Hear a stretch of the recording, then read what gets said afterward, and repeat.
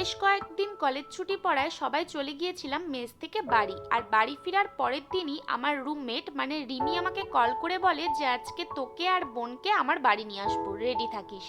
তো রেডি হয়ে মিষ্টি টিষ্টি নিয়ে ওর বাড়ি গিয়ে সবার প্রথমেই ওর বাড়ির তিনজন পোষ্যর সাথে দেখা করে নিই। দেন কোল্ড ড্রিঙ্কস খেয়ে দেখি যে রিমি আর কাকিমা মিলে বানাচ্ছে বিরিয়ানি।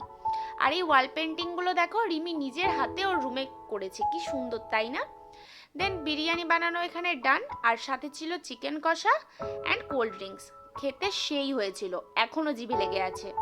দেন বিকেলবেলা কাকু, রিমি, আমি, বোন মিলে ওদের ওখানের এলাকাটা একটু ঘুরে দেখি। জঙ্গলমহল এলাকা, কিন্তু খুব শান্ত পরিবেশ। দেন একটা বাইকে আমরা চারজন মিলে আসি আমাদের বাড়ি ফিরে। আসার পথে ধাবাতে দাঁড়াই অ্যান্ড ওখানে দাঁড়িয়ে একটুখানি পকোড়া আর চা খেয়েছিলাম। সারাদিনটা খুব ভালো কেটেছিল, তার জন্য thank you Rimi. So bye by.